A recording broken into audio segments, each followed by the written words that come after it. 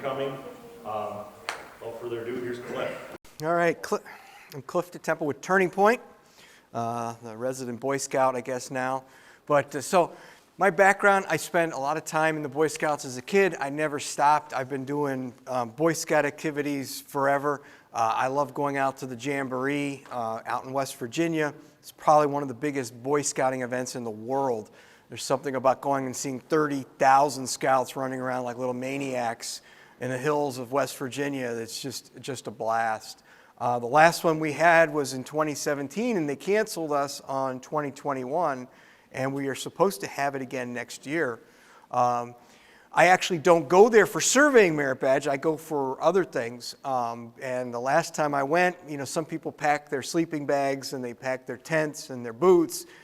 I packed 8 trucks, about 12 boats, a helicopter, and a bunch of generators, and I did an event for the military. So we did exhibits on and showing kids what's available in military careers, and we had a blast. The surveying merit badge is a little difficult at the camp because the kids are all running around. They want to do the things that they can just do at that camp. So the surveying merit badge doesn't get a lot of love there. There's one little tent you can go in, but there's no way to achieve the merit badge during that time period. Some surveyors have said we could try to reduce it, but it's not really apt for that thing. So why is the surveying merit badge important to us as surveyors? Because we can't just go into the high schools, grab the kids, drag them and say, join me survey crew or die, we'll throw you overboard like the pirates did. So we've got to get them introduced to surveying and get some excitement going. So the surveying merit badge is a really good way to introduce youths into surveying. And one of the interesting things is when we've done these over the years, even the parents always come to me afterwards and say, I never knew that. I see the guys there, but I never knew what they did. And it was a great way to introduce even the adult leadership into it. So we do a lot. It's a great way to do a lot of outreach. So I had a clicker somewhere. There it is. Is that right here?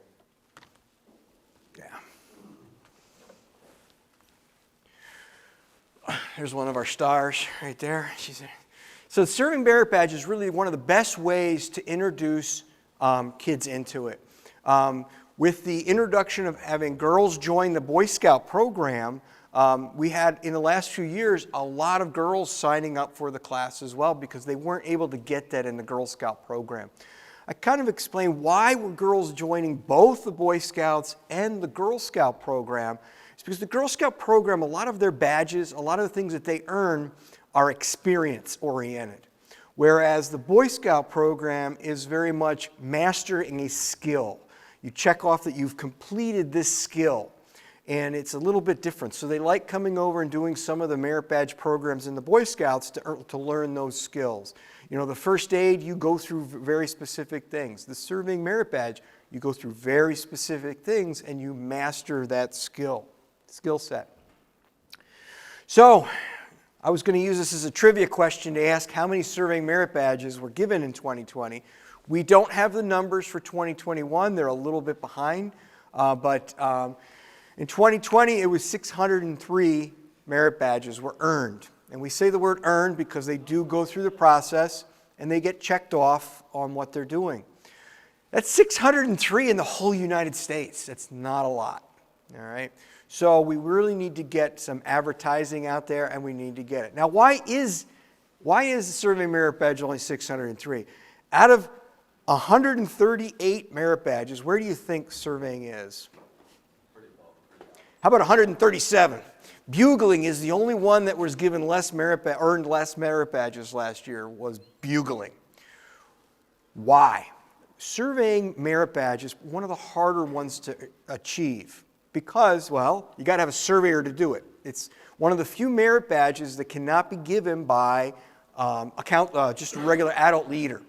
An adult, a parent or leader just can't go and say, I'm going to give the surveying merit badge this weekend. It's not allowed for the surveying merit badge. There are several merit badges that have professional requirements, and surveying is one of them. So it makes it a more difficult merit badge to earn because you got to find a surveyor. A lot of times the scouts do stuff in the summer. What do surveyors do all summer? We work and or fish, hunt, and drink beer. So those are the things we're going to be doing in the summer. So you have to have a surveyor do it. Okay. So what we wanted to do is we want to double that. Originally, we were down, when I gave this presentation at the lunch in the 2020 conference, we were at 1,000 scouts getting the merit badge. We were down to now 600, so we at least want to double it. So we want to get up to 1,200. So what Turning Point's going to do is do a challenge, and we're doing it through NSPS and any other surveying association across the country, and we're going to try to challenge all the associations to double their numbers from the previous year. To do that, we're going to give a prize. If we can get 1,200 or more surveying merit badges, we're going to give a prize. That's what the flyer was handing out. And the association that wins can go ahead, and we're going to say Wisconsin's going to win it next year, can then use that as a raffle for what I'm hoping is scholarships or some way to promote the surveying merit badge and promote the surveying training. So we're going to do that for 2022 and see how it goes. So how do you become a surveying merit badge counselor? One, as a surveyor, you can sign up on your council's area, not troops. Don't go to a troop and say, I want to give you your merit badge. Go to the council and say, whatever your local council is in your area, and say, I'd like to sign up to be a merit badge counselor. There is no charge. You will see on the form, you got to pay $10 to be an adult leader. If you are a counselor only and not associated with a troop, there's no cost. I brought that up to him. I said, you know, you might have more people want to be counselors, but even a $10 charge is just an odd thing to charge someone to be a counselor. So if you go to the council, they will tell you that if you are just a merit badge counselor, not associated with a troop, you don't have to pay the $10 and you have to sign up. But the first thing you have to do before signing up is you have to take youth protection class. It's online. You go to the Boy Scout website and you just type in youth protection. You're going to then sign up as a scout and you will get a number. And then you need to take that annually. And what that is basically telling you, don't crawl in a tent with a scout alone. It's a protection class. All right? And it teaches you things to recognize when you're doing these events. Now, we kind of laugh about that, but the surveying merit badge, there's a lot of one-on-one training. And that's not allowed in the scouting program. There always has to be at least 2 scouts with a counselor, at least 3 deep in any room.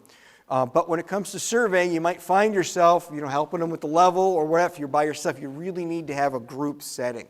So that's one of the things that when we've done these over the years, we've tried to set it up that it's always very large group settings, so we don't run into that problem of one-on-one. And it's another reason with the surveying merit badge is hard to get because you need to find that one surveyor, but sometimes they might only have one scout that wants to take it. So planning is important, and we need to say, look, we're going to do this in September, we're going to do it in October, advertise to the councils, and you will get the scouts to join. They will come up.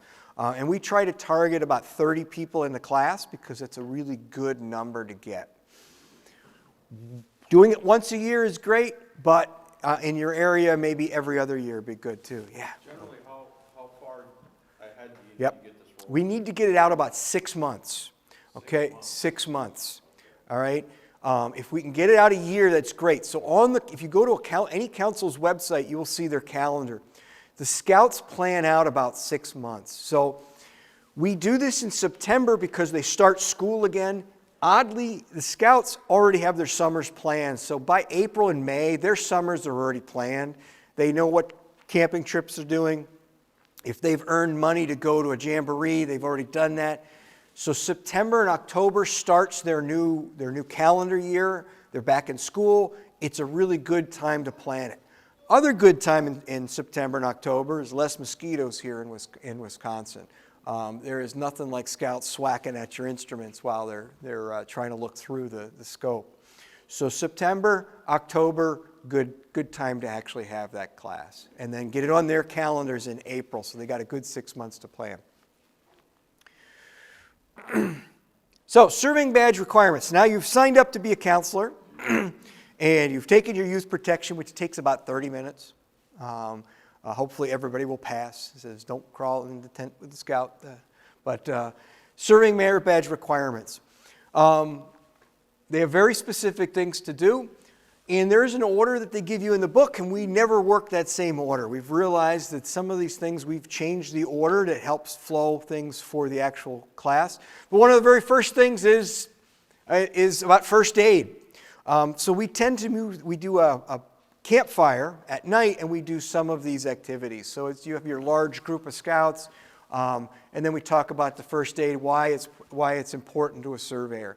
Most of them have already had the first aid merit badge. It's actually the #1 merit badge earned, but we go through it and talk about the things that a surveyor may encounter and how some of the things that they do in scouting is really related to the surveying profession.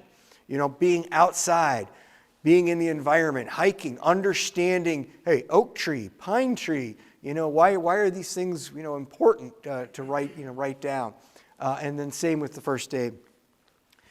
Next, we're going to talk about finding a plat, basically a 5-sided survey out there. I personally use the same site for the years.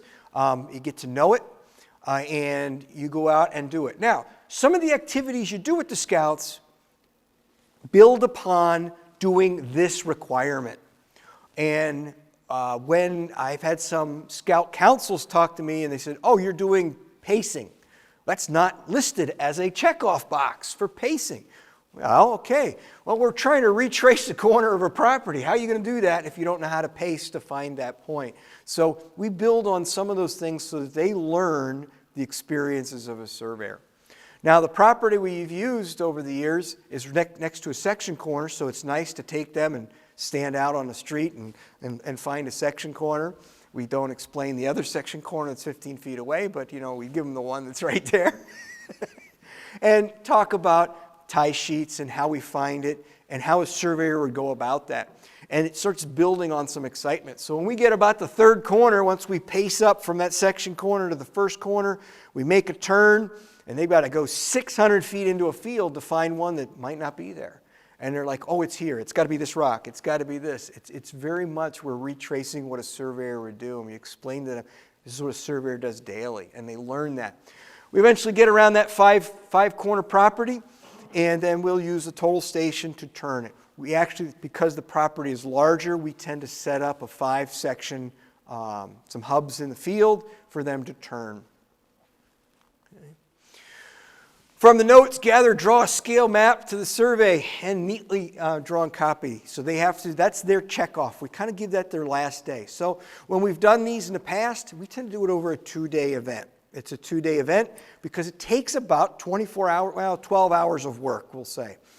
6 hours the first day, 6 hours the next. They get done early, but we tell them it's going to be the 2-day thing. But their final exam is that PLATA survey.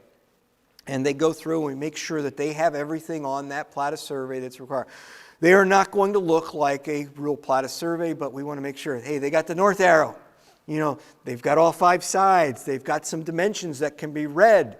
And then we go ahead and down the line, you get approved, and then you get checked off, and then we get stamped by the PLS, and they've got their final drawing that they have. Every scout we send back had fixed something just so they understand what it's like to be, you know, not give a perfect PLATA survey. They go back and, yeah. Are they out as a crew? Yes, so I'm going to explain that. I'll explain what we're going to do in the next go. I'm going to do the requirements first, and then we'll break it up how we do it. Write a meets and bounds description for the 5-side lot. I'm going to tell you this is something we kind of just verbally go over with them, just explain what it is, because our goal has been to get their hands on the equipment and learn the surveying. The meets and bounds part is one of their requirements, but we kind of discuss it when we talk about the surveying. Use one of the corners in a benchmark and do a level loop. Then we talk to them about why it's important for a house to know the elevation of the house and the street. And we give them real world scenarios. Well, when you flush that toilet, you want that to go to the street and not somewhere else. And those are some of the things that we give them, those practical applications in the merit badge. Because the more we can relate to something they can see, touch, and feel, the more they'll be understanding that process. Get a copy of a deed, piece of property signed by your counselor from a local courthouse. So I recommend you do that before and not take them to the courthouse or go online. We get that prepared for them so that they have that available to them. In the past, I've heard of some counselors literally taking them down to see the plats, the survey. We've had some go to Madison. I think you've taken some in to show the folders you had there too, some kids there.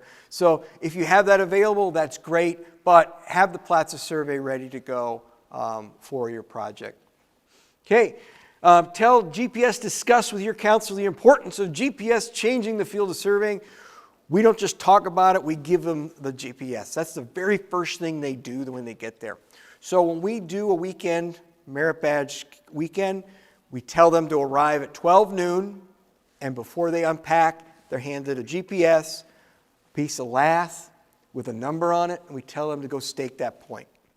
And they go ahead and stake those points out there with the GPS to understand what's happening. Okay, and we'll get to that. Discuss the importance of surveying with a licensed surveyor, and discuss the qualifications for preparation for a career. One of my favorite things during this event is the campfire. They're sitting around, we get 4 or 5 surveyors, and they're going to talk about their careers there. And it's kind of an exciting thing where they get to understand we've got different career paths in surveying.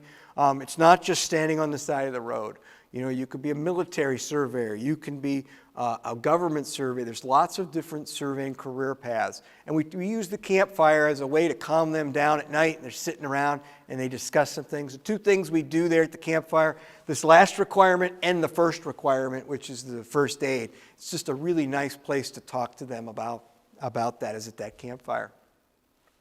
So when we said we handed them a GPS to start out, we do their camp layout first so that they lay out their tents. Occasionally we get a few of those overhanging porches over the property line, but you know, it gets their tents all nicely lined up. And when they're done, they stand back and go, wow, we're all straight lines, look at this. And we kind of give them that first application and says, guess what? That's how your city got laid out. Your house, you know, your town was laid out by a surveyor. Someone had to lay out that house. Someone also had to lay out the pothole in front of your street, but at least you could see your tents were all kind of lined up. And they get that. They're getting the real world application of the surveying merit badge. Next, we do pacing. It's not in the description of anything to learn pacing, but as a surveyor, you need to know your pace because we need to find those property corners. And we have them hike through a field and try to find property corners that I know aren't even there, just to give them that experience of what a surveyor was doing on a daily basis of trying to retrace what's out there. So we do pacing. So now, other than camp layout, which is kind of done individually, everyone's kind of doing that, getting their tents set up. It gives us, as the surveyors, a little bit of time to see how many scouts we now have and put them together in crews. And we break them up into about 3 crews. However many surveyors that can help you out during the merit badge weekend, we have each one assigned to a crew. And then we rotate the scouts. So it's real easy if one surveyor does leveling, one runs the traverse, one runs pacing and reenactment of the property, trying to retrace the property. We break those groups up. And then at about an hour and a half, we switch and flop, and they switch crews, switch around. But that's one of the things. So pacing is a quick one, but they learn that to understand what they're going to retrace. Running the traverse. There is nothing, as a surveyor who's invested a ton of money in instrumentation, to see a 12-year-old with sticky fingers and mosquito repellent and chocolate touching their equipment. It's just that great feeling to have while you're standing there and seeing that. But they do get the good hands-on on it. So, but keep it simple, all right? Don't expect them to be turning to 1-second angles, all right? The idea is to turn an angle, shoot some distances, and then you'll wind up doing the calculation for them. What we like to do at the end of the day at night is kind of flop up on a screen, basically show them how a traverse runs using your data collector, if you can project that, or use some office software and just project that traverse so that they can see that when they turn to a 90-degree angle and they turn down, they can see what's really happening and get the closure. And they always want to get that perfect survey. It should close, it should be perfect. And then you get to explain to them, and there is not a single thing in surveying that's perfect. The traverse is a exciting part. It's also probably one of the hardest requirements there is to run that 5-sided is the traversing. Okay. Next is leveling. They're going to run the level loops. A great way for them to learn and understand what leveling does. And what's a neat thing to tell them is just say, how far down do you think that is? Or how low is something? And then when they actually do it and get that differences, it's really kind of exciting for them because they have to understand that when you're just looking at a horizon, it may be going down or up, but you can't tell. But the instruments help us tell that with the level loop. So they'll run a full level loop. This is another part of the requirement that does take a little bit of time. If you have 4 or 5 scouts on a crew, each one takes a reading. You're not going to get everyone to do the complete level loop. Just let them take at least 1 or 2 readings, foresight, backside, make sure they close back. But we try to let them each do some of that. It's very difficult to have one person run the whole level loop and then come back. Campfire. I mentioned earlier, this is one of my favorite parts. It's also a great learning experience. In some events we've had, I can't get surveyors to be there the whole weekend, but hey, can you show up at 7 o'clock on Saturday night and just talk about what you do in surveying? And it's a great way to get some different perspectives in the surveying community. Okay, Plata survey. This is one of the harder parts to do too because they've got to have some drawing boards. What we do is we just hand out boards. Don't expect this to be a perfect Plata survey. Don't expect it to have a Leroy set there. Just give them some pencils and some rulers and get it as best you can. If you can get them in your office and you have drafting boards, if anybody even has drafting boards anymore, they can do that. But we found that giving them a nice board to work on a table, they'll have a good time. And they have a little bit of competition between each other on who can do the best Plata survey. What we'll do is we'll put up an example for them so that they can see it. And they're like, well, we're copying. Well, yeah, you are kind of copying. That's what you need to do. But it's still your work. And then we run through that. One of the things that he's got in his hand here is his little blue card. These are the important things for us, especially for the challenge. They're going to give a little blue card. When you do sign up to be a counselor, I would recommend just going and getting a couple cards from the council, and then you fill it out. 2 of the pieces go back to the scout, and 1 you keep. So as a counselor, you're going to keep a record. You have to keep it forever. There's no IRS 5-year requirement, but it's technically forever. You have to keep these. And the reason is if there's an audit, I have never in Boy Scouts ever seen an audit, but occasionally there's a scout that claims they've completed every single merit badge, and when they get that and they want to make that claim, they will go and check a few of the merit badges that they did check them. Surveying's a hard one, so they may call the counselor and say, did Johnny take this merit badge from you in 2017? And you'll have that little record.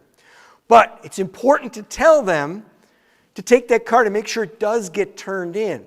Because surveying merit badge is not a requirement for the Eagle Scout portion of the Boy Scouts, they don't have to turn it in. If they don't turn it in, there's no record of it. So we want to make sure they are turning it in so we can get the record of this and then they can keep it up. There was talk over the last few years that when a merit badge gets below 1,000, the Boy Scout program will drop it. We have spoken to them, and they will not be dropping surveying because it was an original merit badge. So we want to keep the number up, but we want to make sure they do turn those cards in.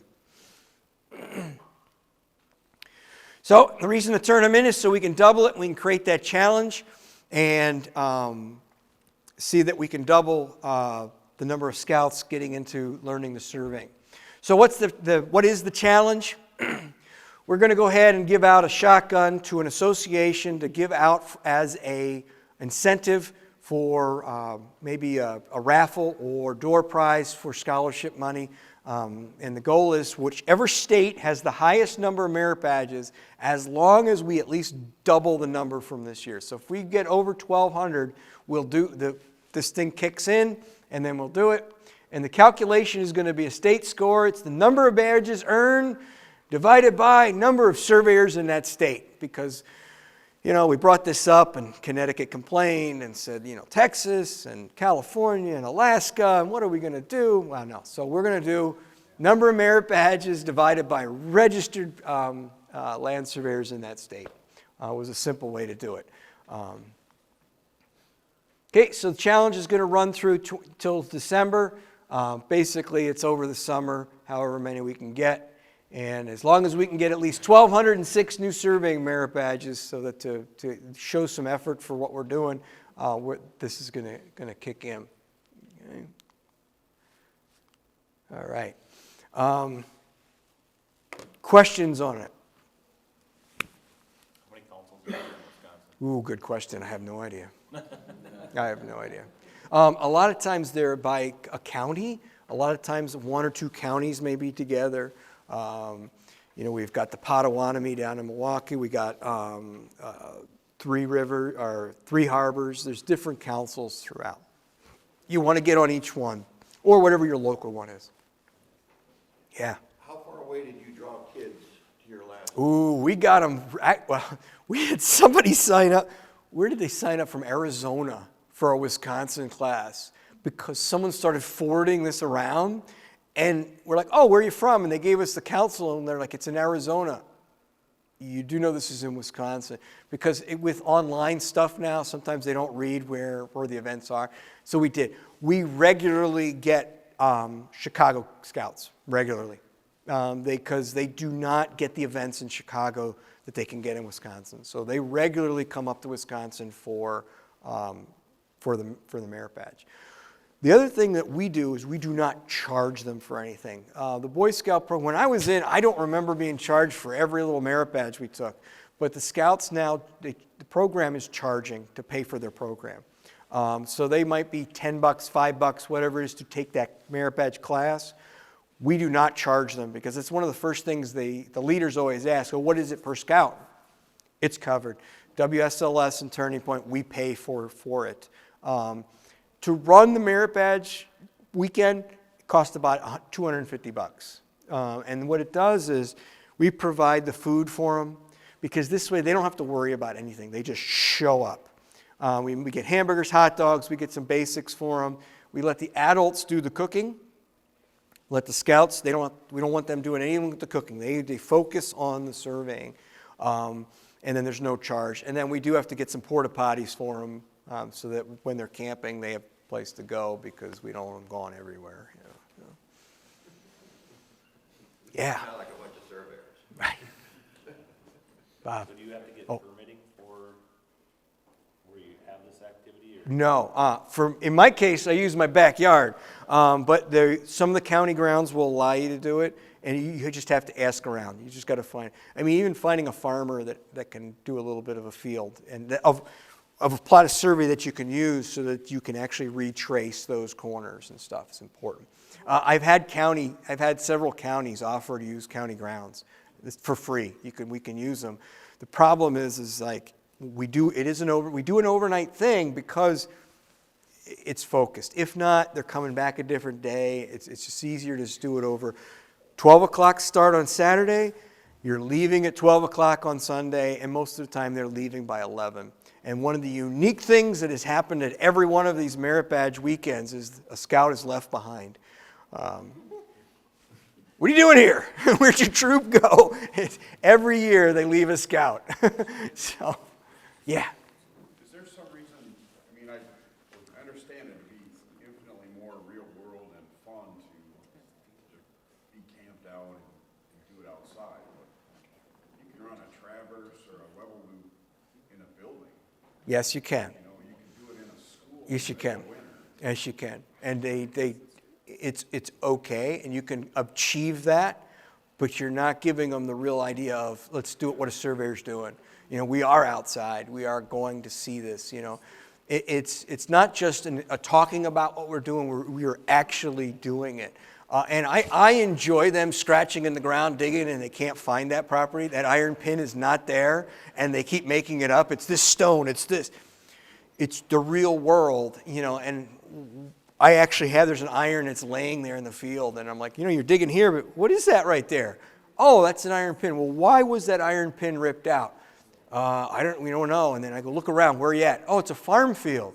Maybe a farm. So they're getting that real world type of thing. Yeah, you can run a traverse inside, but outside it gives them a little time to run and get that space and get the real world. How big of an area do you have for your survey? 6 acres. And they go from end to end on it, eh? Well, the pacing, when we do the traverse, that's kind of in the middle. So the traverse is only 150, 200 feet lines.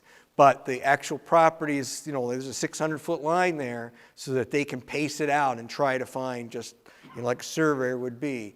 It's like you're walking down a road from a section corner. Okay, guys, and they have a little bit of competition. Pace off this line from the section corner to find that first property corner. And they're all different. They're hundreds of feet apart from their pace, okay?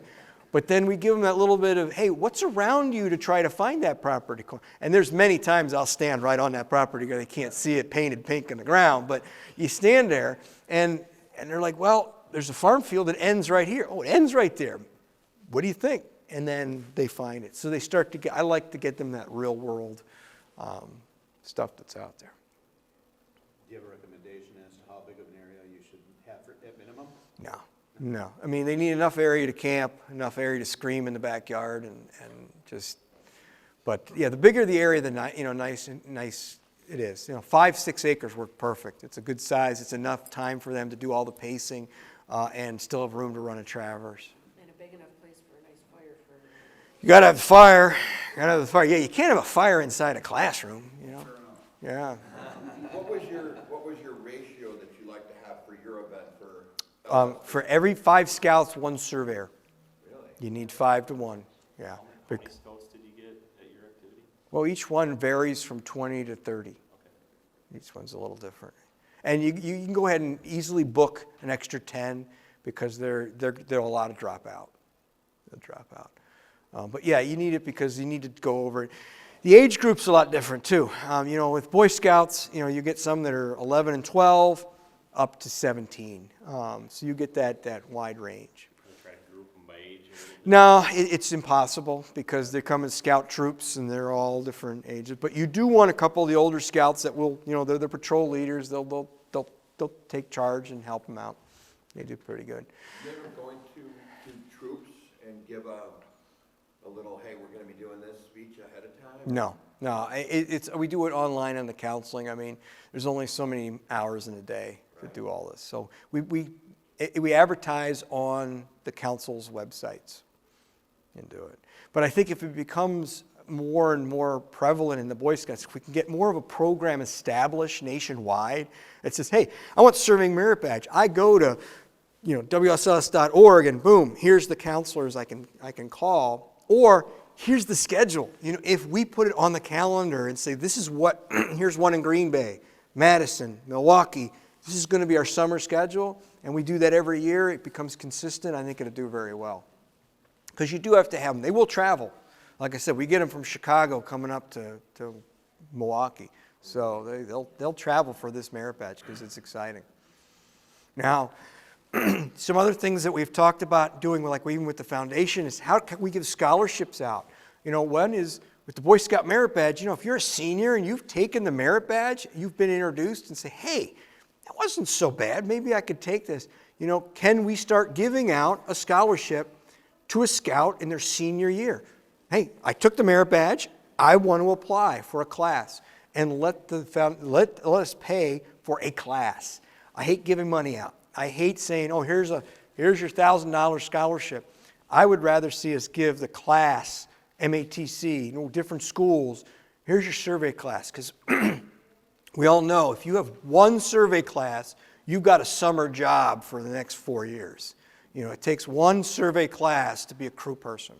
So that is hopefully something we can do is use this merit badge as that in to give those scholarships out. Because, honestly, even if they're not a Boy Scout and they want to take this, maybe you have somebody that's a friend that's not in the Boy Scouts, we would let them in the class. I mean, there's no requirement because it's not at a Boy Scout camp, we're doing it. So we can let other scouts in. I've told Girl Scouts to come and do it, and the Girl Scouts tried to frown upon them doing part of a Boy Scout program, but they can do it too. So the guy is just to get students into the surveying side of things. Would you recommend doing it at a Boy Scout camp, though? You can, but the Boy Scouts charge. So yes, you could. What do you mean they charge? They tend to charge for any event. So even if the scouts are going to the event, the Boy Scout camp charges them to use their facilities. So But if they're already up there if we're already up for something, yeah, that's a great, doing it for a week is a great one, doing their summer camp. During the summer camps, it's very difficult because they want to get as many different things done, and serving merit badge, it takes some time. It takes time. Even the Plata survey, you can't just go, hey, go do your Plata survey. No, you have to be there. We have to discuss with them what they're doing because they've never done this. They don't know what they're doing. So it's not like at some of their summer camps, okay, we're going to do basket merit badge. Here's your reads. Go sit and start doing it. And they do it on their own. Serving merit badge, we always have to be there with them. So camps are difficult. The jamboree is impossible. Talking with the guys at NSPS that do the merit badge nationwide, they want to reduce the requirements, that it's just, here's a total station, here's a GPS, and you're good to go, just so we get more into it. Well, it's not helping us. It's not giving them the experience of surveying. So, yeah. Maybe explain a little bit more in detail, comparatively, say, the first aid class, how many hours it is to complete that badge versus the survey. Yeah, it's a big difference of it. Even a first aid one, which is the biggest one, is a much quicker class to achieve. They can do that at a camp. So we have to do first aid in here even though there's a separate first aid badge? We don't do the first aid, we just ask them the questions of it because most of them have already had first aid. And I'll say that, has everybody had first aid? They always have it. It's the first one they get. But we go over, hey, why would a surveyor run and getting ticks all the time? What would, poison ivy, all those things falling down. Remember, you fall down, you don't let the instrument break. You're supposed to absorb the fall, and right. Your arm can heal, but a robot does not. Do you show them historical equipment? We do. So I have it set up in there, and we show them some of the old stuff, but they're not interested in old stuff. They want new stuff. Right. So, but we have it in there, the plane table, a transit, a theodolite, a chain.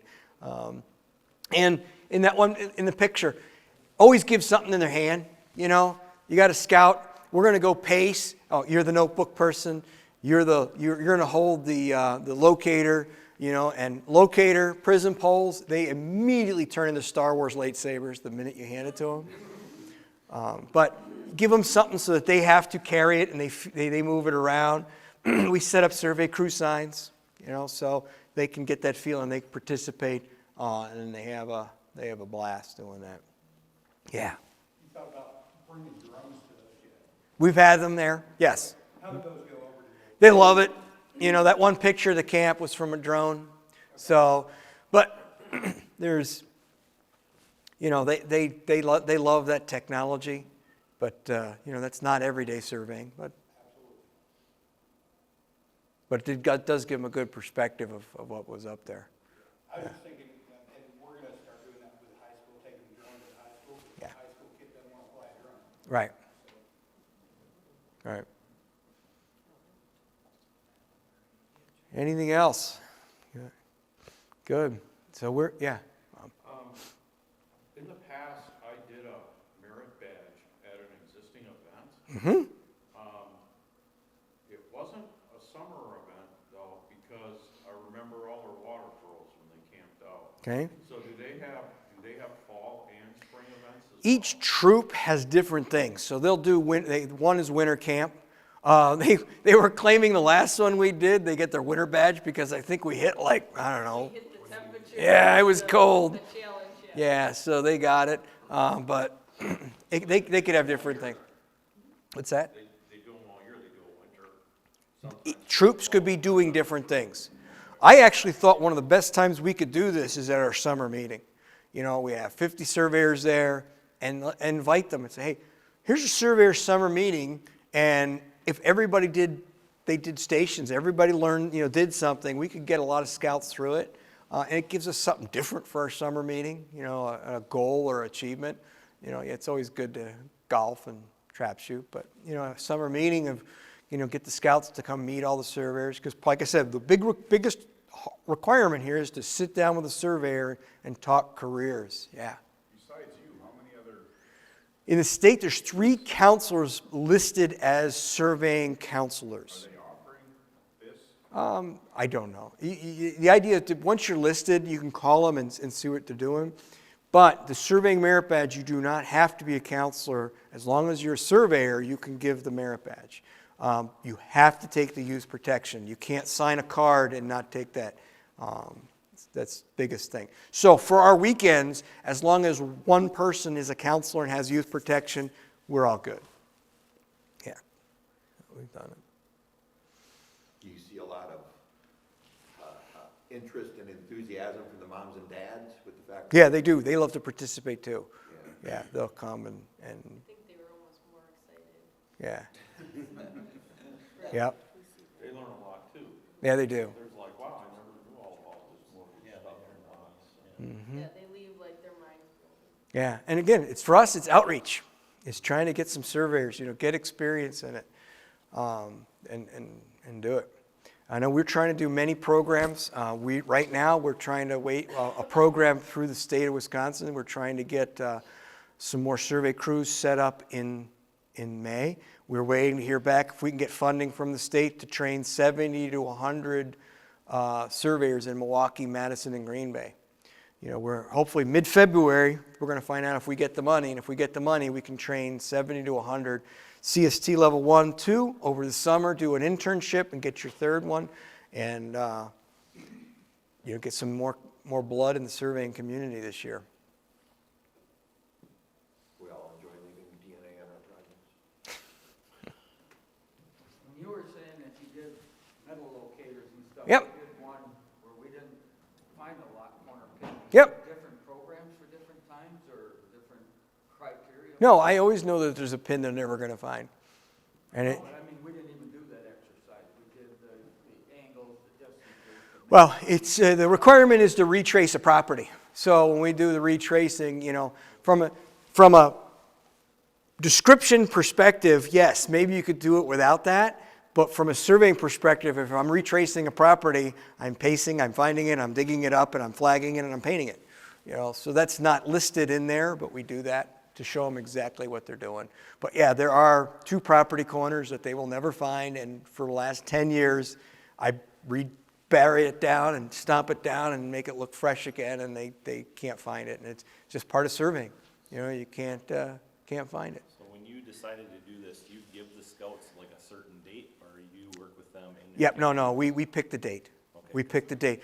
Our thing is, I got to find surveyors and say, okay, we're going to do it on this weekend, and do it, and then the scouts will come. Yeah, I found that because we were looking at our our scouts council in our area, and they have, their calendar's full. Yeah. Oh, yeah. Yeah. They're going to pick and choose, and some of them, they may want to do first aid, but surveying, is a harder one to get, so they may pick the survey one. Yeah. But yeah, advertising is good. I think we need it better on our WSS.org, and just have dates. We're going to do it in Green Bay, and the location here, and set them up. I think, 6 surveyors is nice, 2 with each, Yeah. split. The more the merrier. The more it's easier. More is better, but like at least 2 per group, I think helps. Yeah. Yeah. Keep things moving good. Yep.